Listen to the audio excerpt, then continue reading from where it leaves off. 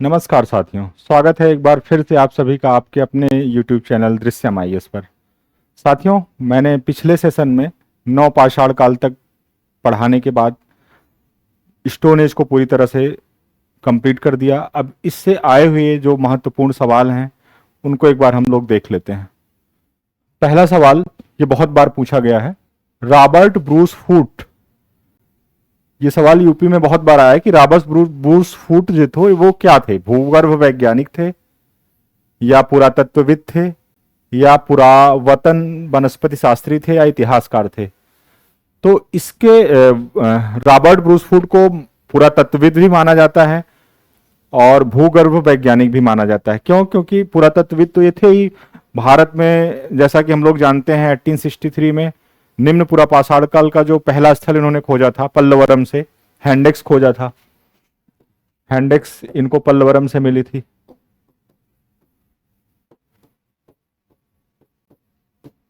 कब मिली थी? तो 1863 में। ठीक है, ये भूगर्भ वैज्ञानिक भी माने जाते हैं क्योंकि इन्होंने जो भी पुरातात्विक साक्ष्य प्राप्त किए हैं वो भूगर्भ से ही प्राप्त किया है पृथ्वी के, तो उनके अध्ययन के आधार पर ही ये पुरातात्विक साक्ष्यों को प्राप्त करते हैं। तो इसलिए इनका संबंध दोनों से माना जाएगा। ऑप्शन में अगर दोनों आता है तो दोनों सही माना जाएगा, किसी पे भी आप टिक कर सकते हैं। अब आयोग क्या सही मानता है?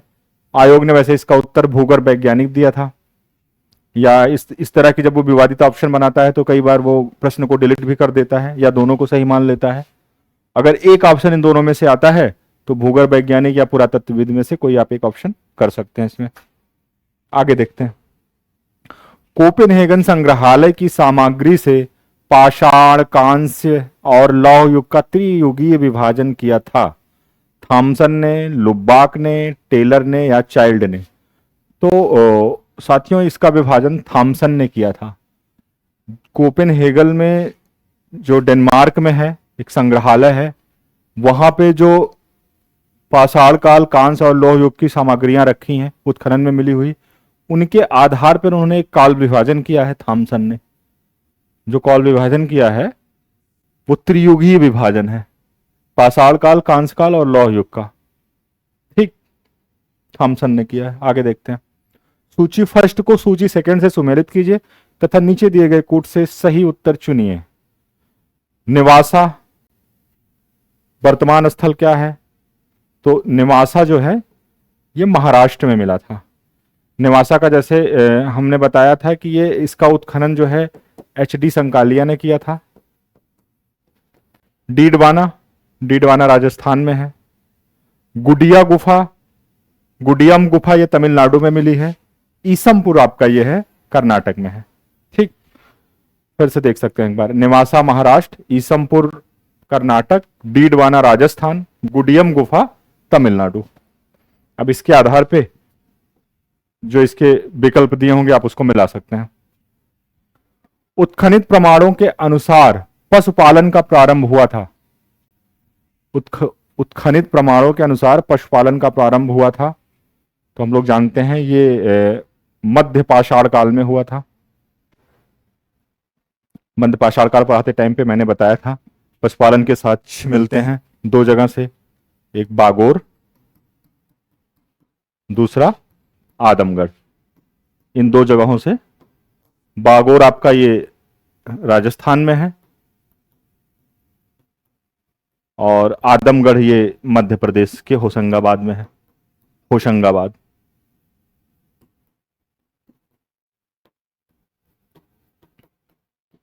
इन दो स्थलों से पशुपालन के साक्ष्य मिलते हैं जो कि मध्य पाषाण कालीन है।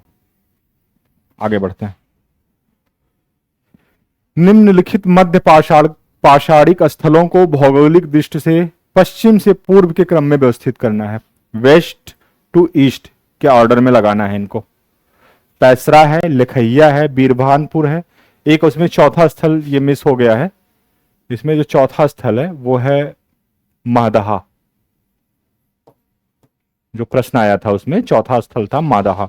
अब इसको आपको क्रम से लगाना है। तो मादहा जो है ये प्रतापगढ़ में है, उत्तर प्रदेश के। बीरभानपुर ये पश्चिम बंगाल में है। लिखैया ये उत्तर प्रदेश के मिर्जापुर में है। पैसरा ये बिहार में है। अब आप लोग इसका क्रम स्थापित कर सकते हैं। सबसे पश्चिमी स्थल जो हो जाएगा वो माधा हो जाएगा प्रतापगढ़ का। उसके बाद मिर्जापुर उत्तर प्रदेश का, ये लिखैया। तो 4-2, 4-2 के बाद फिर बिहार का ये पैसरा आ जाएगा 1 और 3, लास्ट में बीरवानपुर पश्चिम बंगाल का। तो ये इसका सही ऑप्शन सी हो जाएगा। निम्नलिखित में से किस स्थल से हड्डी के उपकरण प्राप्त हुए हैं? हड्डी के उपकरण चोपनी भांडों से, काकोरिया से, मादहा से। मादहा से हिरन के हड्डी के उपकरण मिले हैं। उसके अलावा भी मादहा बहुत इंपॉर्टेंट साइट है, इससे बहुत सारे और भी मिले हैं, जैसे शवाधान के साक्ष्य मिले हैं मादहा से। हड्डी उपकरण के अलावा हड्डी उपकरण शवाधान के साक्ष्य मिले हैं।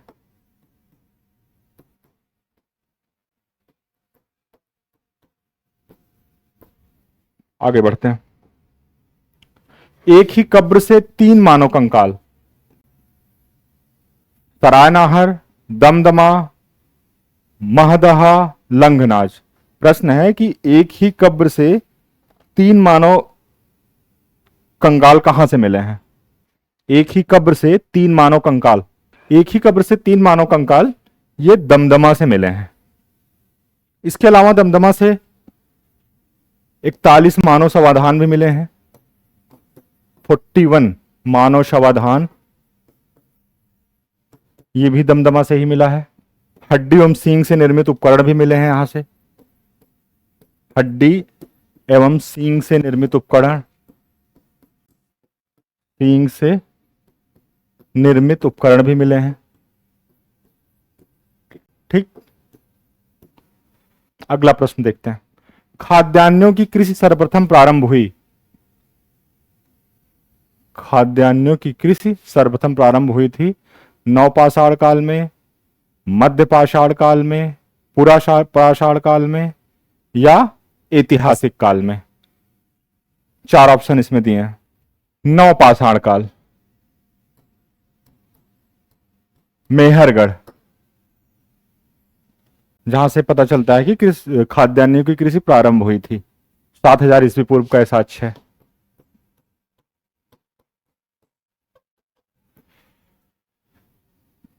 वैसे तो कृषि के कुछ साक्ष्य मध्य पाषाण काल में भी मिलते हैं, लेकिन व्यवस्थित रूप से खाद्यान्न की कृषि जो सर्वप्रथम प्रारंभ हुई थी विस्तृत रूप में वो नवपाषाण काल से हुई थी। तो इसलिए हमेशा उत्तर नवपाषाण काल ही माना जाता है।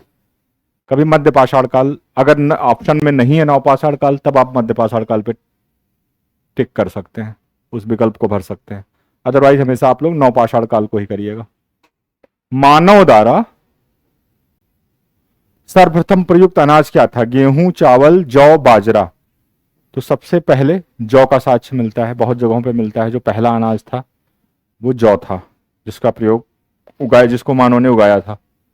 भारतीय उपमहाद्वीप में कृषि के प्राचीनतम साक्ष्य, कृषि के प्राचीनतम साक्ष्य प्राप्त हुए हैं कोलडिहवा से, लहुरा देव से, मेहरगढ़ से, टोकवा से। अब ये देखिए, ये जो लहुरा देव है ये 9000 ईस्वी पूर्व का साक्ष्य है। आपका जो मेहरगढ़ का साक्ष्य है वो 7000 ईस्वी पूर्व का था। तो जब तक लहुरा देव नहीं मिला था तब तक मेहरगढ़ को सबसे प्राचीनतम कृषि के साक्ष्य के रूप में माना जाता था। जब से इस स्थल की खोज हुई है तब से माना जाता है कि लहुरा देव सबसे प्राचीनतम कृषि का साक्ष्य है। तो अगर विकल्प में मेहरगढ़ और लहुरा दोनों दिया गया है तो लहुरा देव माना जाएगा। लहुरा देव विकल्प में नहीं है, मेहरगढ़ है, तब मेहरगढ़ माना जाएगा। उस स्थल का नाम बताइए जहां से प्राचीनतम अस्थायी जीवन के प्रमाण मिलते हैं। धौलावीरा, किली गुल मोहम्मद, कालीबंगा, मेहरगढ़।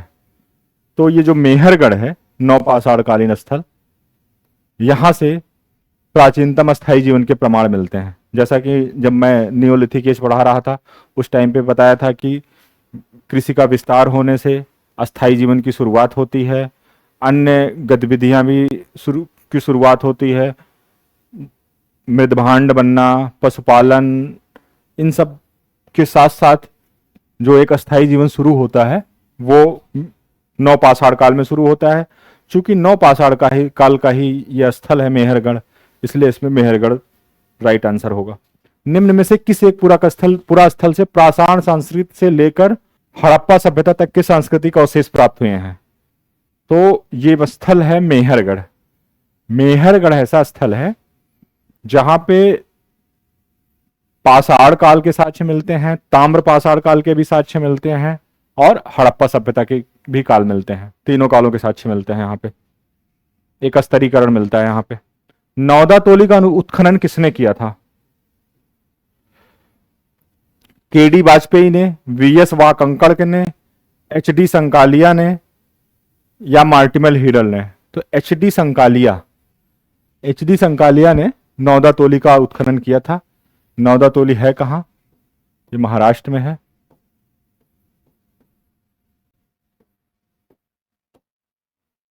इसका जो उत्खनन है वो एचडी संकालिया ने किया था। बृहद पाषाण स्मारकों की पहचान की गई है। बृहद पाषाण स्मारकों की पहचान की गई है सन्यासी गुफाओं के रूप में, मृतकों को दफनाने के स्थान के रूप में, मंदिर के रूप में, या उपर्युक्त में से कोई नहीं। तो बृहद पाषाण स्मारक जो हैं ये दक्षिण भारत में मिलते हैं। इनको मृतकों को दफनाने के स्थान के रूप में इनकी पहचान की गई है। इसमें मृतकों को दफनाया जाता था। राख का टीला निम्नलिखित किस नवपाषाणिक स्थल से संबंधित है?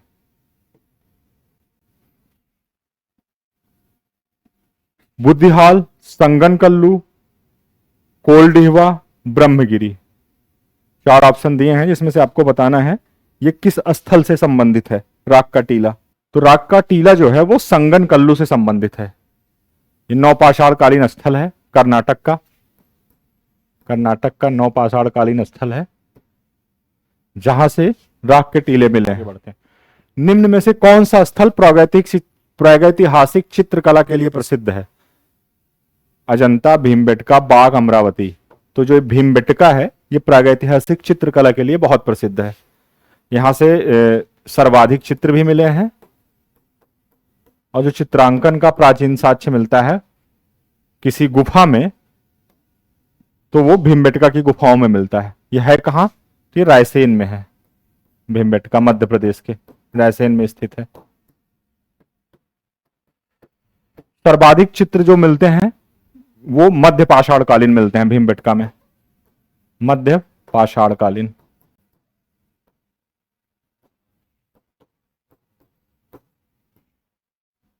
अगला प्रश्न देखते हैं।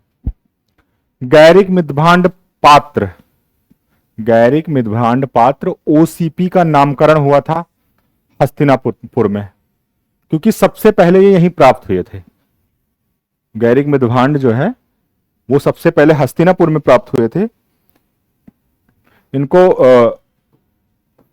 बोलते हैं, फुल फॉर्म इनका जो है और कॉलर्ड पॉटरी, आर्क कलर्ड पॉटरी, ओसीपी। गैरिक मितभांड पात्र क्योंकि सबसे पहले हस्तिनापुर में प्राप्त किए गए थे नवपाषाण काल में।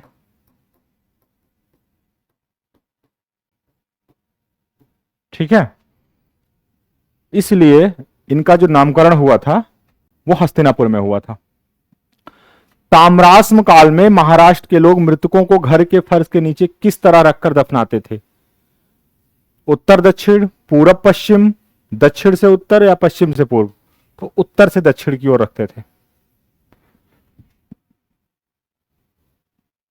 आज भी हमारे यहां शवों को जो अंतिम संस्कार किया जाता है वो उत्तर दक्षिण में रखकर किया जाता है। निम्नलिखित में से किस स्थल से मानव कंकाल के साथ कुत्ते का कंकाल भी मिला है? मतलब मानव के साथ कुत्ते को दफनाने का साक्ष्य या समाधान का साक्ष्य, ये दोनों कह सकते हैं। तो ये मिला है बुर्जहोम से। बुर्जहोम है ये जम्मू एंड कश्मीर का स्थल है, कश्मीर का नवपाषाण कालीन स्थल है ये। और जैसा कि जब मैं नवपाषाण काल पढ़ा रहा था तो ये भी बताया था कि यहां से गर्तावास के साक्ष्य भी मिले हैं। गर्तावास, बहुत बार पूछा गया है। गुफा कराल और बुर्जहोम दोनों जगह से मिले हैं, दोनों ही कश्मीर के नौपाषाणकालीन स्थल हैं। बिंद क्षेत्र के किस शिलाश्रय से सर्वाधिक मानव कंकाल मिले हैं? मोरहना पहाड़, घघरिया, भगही कोर या लिखैया? तो ये जो लिखैया है यहां से मिले हैं, मिर्जापुर में है। मिर्जापुर के लिखैया से सर्वाधिक मानव कंकाल मिले हैं बिंद क्षेत्र में। अगर पर्टिकुलर बिंद क्षेत्र की बात की जाए तो बिंद क्षेत्र के इन स्थलों में सर्वाधिक मानव कंकाल लिखैया से मिले हैं। नीचे दो कथन दिए गए हैं, एक को अभिकथन तथा दूसरे को कारण कहा गया है। ठीक, अभिकथन, बिंद क्षेत्र के पाषाण युगीन लोगों ने नूतन भूतल काल के अंत में गंगा घाटी में प्रव्रजन किया। जलवायु परिवर्तन के कारण इस काल में शुष्कता का चरण था। राम शरण शर्मा एक इतिहासकार हैं प्राचीन काल के, उन्होंने ये थियरी दी है कि जब बिंद क्षेत्र में सूखा पड़ा, बिंद क्षेत्र में सूखे की स्थिति बनी, तो वहां से लोगों ने प्रव्रजन करके गंगा घाटी के क्षेत्र में वो लोग आ गए, क्योंकि सूखे की स्थिति में वहां पे उनके जो है अन्न और खाने पीने की वस्तुओं की कमी हो गई, तो जिस वजह से वो जो है वहां से आके फिर गंगा घाटी के क्षेत्र में बस गए। तो ये जलवायु परिवर्तन का कारण माना जाएगा, इसके के कारण इस काल में शुष्कता का चरण था। यानी कि ये कारण भी सही है और कथन भी सही है और व्याख्या कर रहा है। ए ऑप्शन इसका हो जाएगा सही। अब इससे आए हुए महत्वपूर्ण प्रश्नों को हमने कवर कर दिया है और अब अगला टॉपिक हमारा अगले सेशन में होगा हड़प्पा सभ्यता, और तब हम लोग मिलेंगे। धन्यवाद।